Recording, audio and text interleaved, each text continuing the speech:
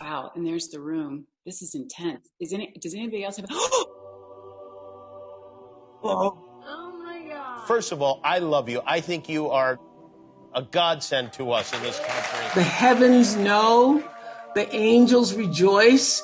Nobody deserves it more than you. Dr. Anthony Fauci has some serious star power in his corner. Each of them have enormous numbers of followers on their social media accounts.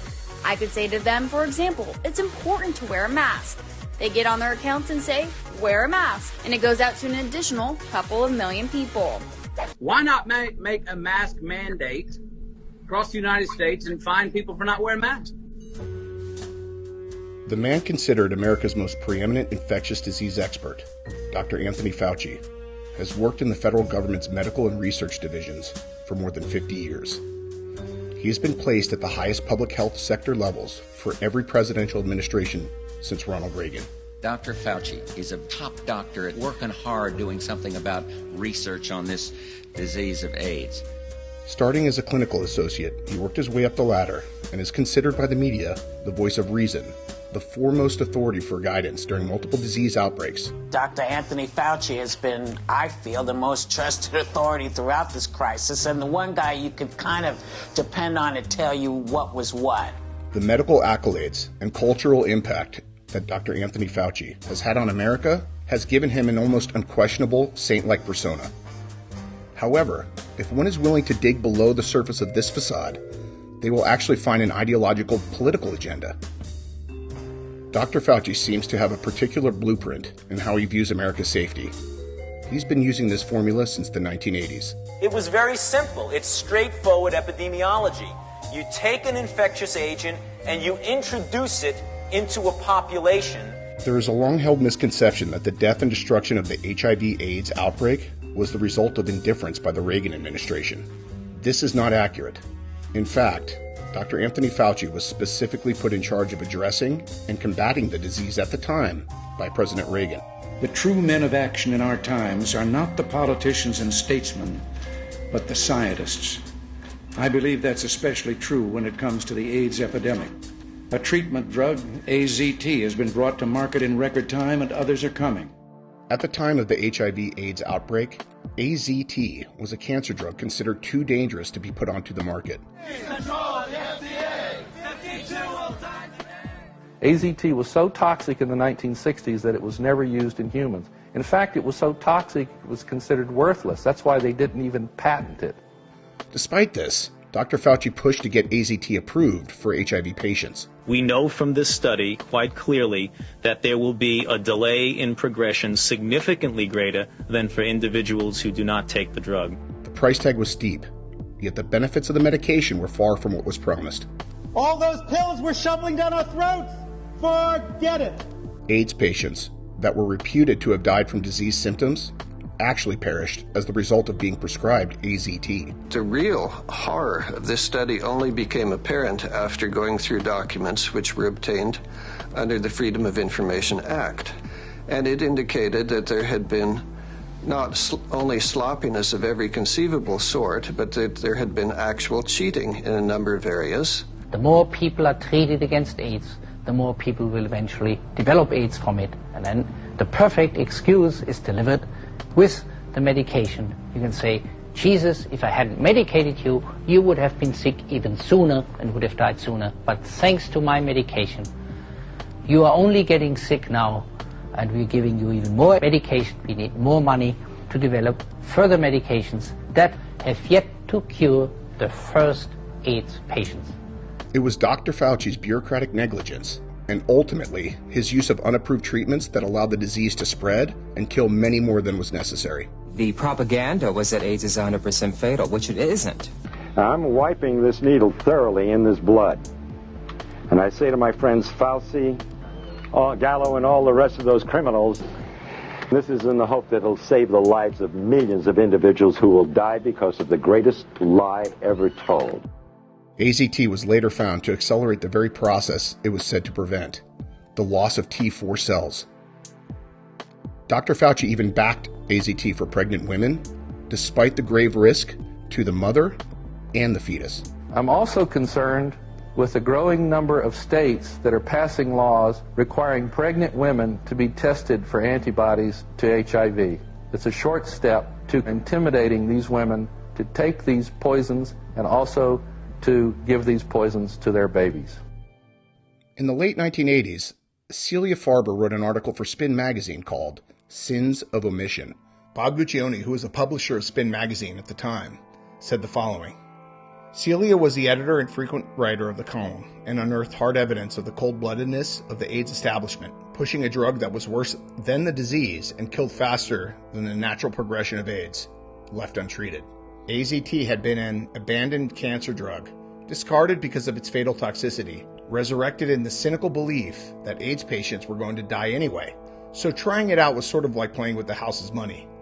Because the drug didn't require the usual massively expensive research and trial process, having gone through that years earlier, it was insanely profitable for its maker, Burroughs Wellcome. It was a tragically perfect storm of windfall profits, something to pacify AIDS activists and the media, and a convenient boom to the patent holders for HIV testing. What Fauci did during the AIDS epidemic, he was effectively the AIDS czar. He had the power to basically withhold drugs from AIDS patients. Larry Kramer, one of the great gay HIV activists, called this man a murderer for what he did. It's the same behavior that he did with hydroxychloroquine. Hydroxychloroquine is not effective in the treatment of coronavirus disease or COVID-19. When you start listening to the doctors on the front lines who have been taking care of these patients personally, you're going to hear a whole different story. I have used that medication my entire career for rheumatic conditions. Never seen even close to a side effect in spite of years of use. Hydroxychloroquine, which now, with every passing day we're finding out, is a wonderful therapeutic and prophylactic for the drug. So we're not talking about lies about Fauci. We're dealing in facts, data, and science. Over the course of his decades-long career in government, many doctors and scientists have spoken out against Dr. Fauci and his decision-making. We hear from a physician in Durham, North Carolina. Good morning. You've been at the NIH a pretty long time, and it seems to me that during your tenure, our ability to control infectious diseases hasn't improved, but in fact worsened, and even basic health tips have not been adequately communicated to the public. Don't you think it's time that you step down and let someone else who has a more effective message? What is your best argument for the vaccine to people who feel that the chances of me or my child getting severely sick from H1N1 is so mild that I'm not willing to take a chance with a vaccine that is brand new and may have long-term side effects that we're not yet aware of? Dr. Fauci was placed at the front lines of the H1N1 swine flu outbreak by the Obama-Biden administration. A bunch of really talented, really great people working on it, and we did every possible thing wrong. 60 million Americans got H1N1 in that period of time, and it's just purely a fortuity that this isn't one of the great mass casualty events in American history. Had nothing to do with us doing anything right. It just had to do with luck. Dr. Fauci has also been misleading the American people by originally promoting the accuracy and results of the testing protocols used by the Center for Disease Control for COVID-19. That test is known as polymerase chain reaction, or PCR. The late Dr. Kary Mullis, who won the Nobel Prize in Chemistry for inventing PCR, stated publicly numerous times that his invention should not be used for the diagnosis of infectious diseases.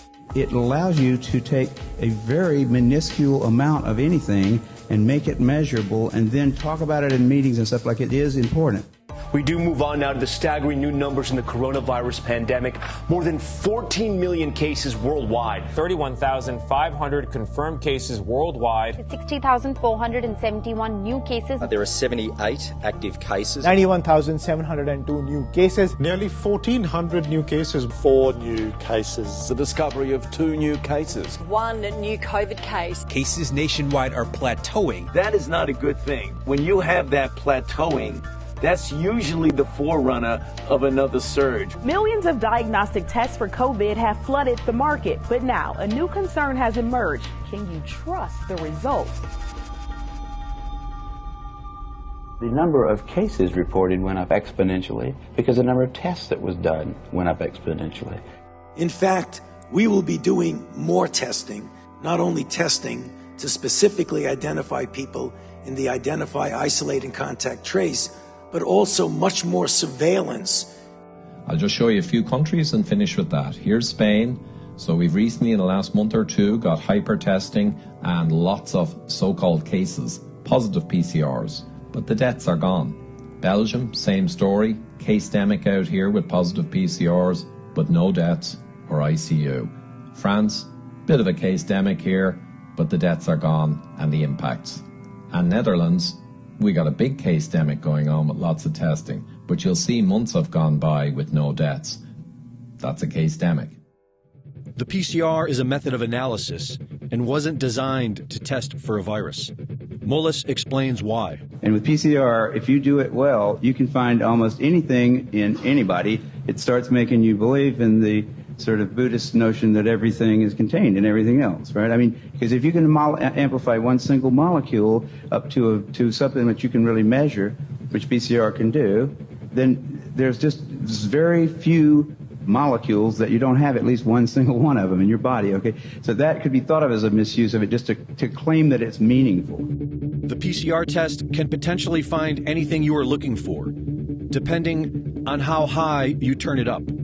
And this is exactly what has been done. The official protocol given for the PCR testing of COVID-19 created a floodgate of false positives to skew the results. They call it asymptomatic because it's a lie. These people don't have symptoms because they don't have COVID-19. They do it today because they've done it in the past and always gotten away with it. 30 years ago, Kary Mullis was hired to measure HIV in people's blood samples with his PCR. He was working under the premise that HIV was the probable cause of AIDS. But when he went looking for the proof, he found there was none. They just made it up. And I was getting really freaked about that. That's when I first started saying, they don't know. Nobody really knows. This whole thing is a big sham. Mullis pointed out how the CDC was losing money and how the HIV-AIDS connection brought their profits back in the black, and how the men at the highest levels were all in on it. Kary Mullis knew these men were dangerous. They don't want people like me walking up and asking them those kind of questions, and they're willing to go to great lengths to prevent that. Unfortunately, not many people were listening back then. And on August 7th, 2019, just about 3 months before the first utterance of COVID-19, Kary Mullis, a Nobel Prize winner, inventor of the PCR test, a man who was once willing and eager to expose Anthony Fauci, quietly died of pneumonia. The timing of it all is mysterious to many of us. David Crow was one of the founders of the Green Party of Alberta, as well as the Alberta Reappraising AIDS Society, and serves as the current president of Rethinking AIDS. When asked what he thought Kary Mullis would say about the way PCR is currently being used, he replied, "I'm sad that Kary isn't here to defend his work. He did not invent a test. He invented a very powerful manufacturing technique that is being abused." They tested 18 people for 1 to 2 weeks every day. And in the majority of cases, the patients went from positive or infected one day to negative or uninfected the next day. No big deal, maybe they've been cured. But then back to positive or infected. So how can this be? If the test is accurate and it's showing that you are infected when it's positive and uninfected when you're negative, then what was happening to these people? How did they get reinfected in a sterile hospital? Of course, the media proclaim these questions fall under the label of disinformation, crazy talk, even conspiracy theories. Soon after, David Crow passed away in July of 2020. Guys like Fauci get up there and start talking, he doesn't know anything really about anything, and I'd say that to his face. Nothing. Don't listen to those maniacs. Everybody loves you, all right? Dr. Anthony Fauci, everybody. The same Dr. Fauci, head of the federal health department that funneled American taxpayer funds through third parties like the EcoHealth Alliance for the purpose of essentially weaponizing coronaviruses. The US funded highly dangerous coronavirus research. That research involved creating new deadly viruses that never existed before. And Fauci is the man responsible for this. Yet here we are today, looking to him for guidance, all the while he is almost solely responsible for informing the public policy decisions of our representatives. It is those very policies that are responsible for the death of hundreds of thousands of our fellow Americans, as well as the forced disconnection from our loved ones that has prevented many from celebrating their most important moments together to experiencing their final ones. Some of it just seems like not real because you didn't see her and we didn't all get together. Of course, it's speculation to say that Dr. Fauci might be under the stranglehold of an already corrupt medical industry, a foreign power, or simply an incompetent. But what's most concerning is that Dr. Fauci, the highest paid federal employee of our time, may never be held to account for violating his Hippocratic oath as a physician. First, do no harm. It's very dangerous, Chuck, because a lot of what you're seeing as attacks on me, quite frankly, are attacks on science. You're really attacking not only Dr. Anthony Fauci, you're attacking science. And anybody that looks at what's going on clearly sees that. You have to be asleep not to see that.